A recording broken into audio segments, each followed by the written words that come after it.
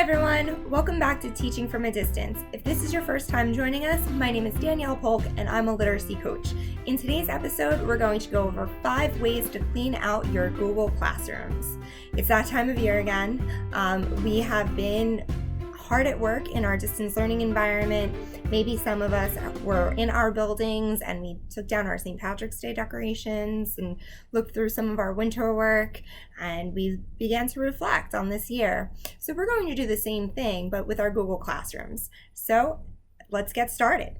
Our first tip or suggestion is to return graded material back to our students. When our students submit an assignment to us, they transfer ownership of that file over to us, the instructors. That way they can't alter the assignment in any way before it's graded. So we want to grade all of our assignments and return them if we haven't done so already. We can do this in 2 different ways. One way is by going into each assignment and ensuring that they have been graded and then returned.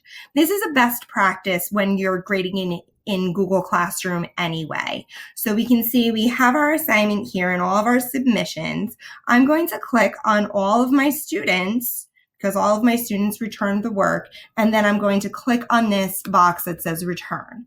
This way I know that my material has been graded and my students have received their work. I can also go into my to-do list by clicking on our 3 horizontal lines or our pancake, and I can go to do. This will open up all of the assignments that I have to review for all of my classes. Right, so I can even further go into my classes here, again, go into my pancakes, click on to do, and then take a look at the assignments that need to be reviewed. So I can go to my 3 dots or my snowman over here, and I can mark them as reviewed. Our second tip is to remove our students from our classroom. We want to make sure that our school year is done, everything has been graded, and we've closed out our year before we remove our students. Because when we remove our students from our classrooms, they can no longer see anything. They can't access our files, they can't see our posts, and they can no longer communicate with us in our Google Classroom format. So we want to make sure that we're good to go before we get rid of everyone. So we're going to go to our People tab, and then we're going to select all of our students. We're going to click on this box next to Actions. All of our students are now highlighted, and then we can select this tab, click on it, and then select Remove. This will clear out your Google Classroom, and now you're ready to archive. But before we archive our class, we are going to make a copy of our classroom for next year. So I'm going to go back into my home page, and I'm going to click on my snowman or my 3 dots, and I'm going to select Copy. This, because I'm copying my classroom, it's going to just transfer everything over, and I'm going to rename this 2020-2021 6 to 8 Social Studies. Now I have all of my work, all of my topics are now transferred over, but they're all in draft form. So now throughout the year, I can edit my material and then repost it and assign it with new due dates for my students. So now that I have my class copied, I'm going to go over to my 6 to 8 Social Studies class. I'm going to select my 3 dots, and now I'm going to hit Archive.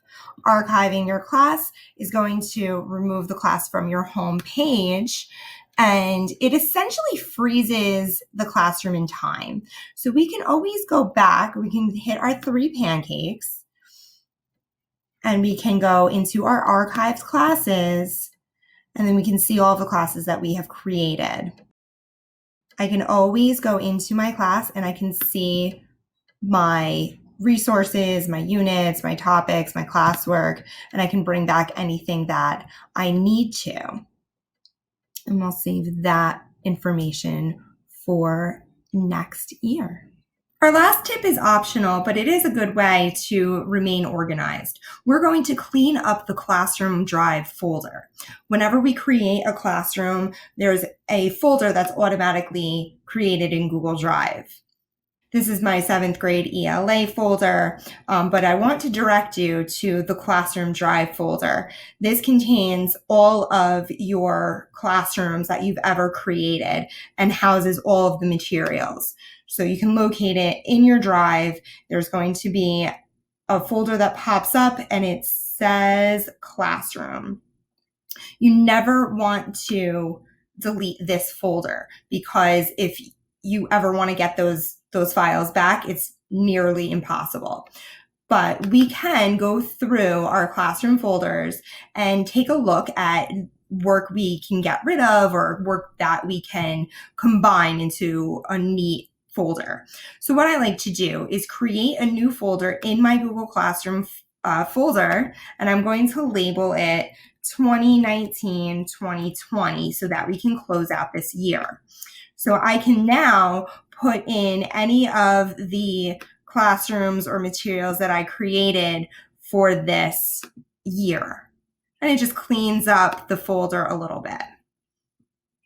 And we can just keep on doing that with all of the materials that we had.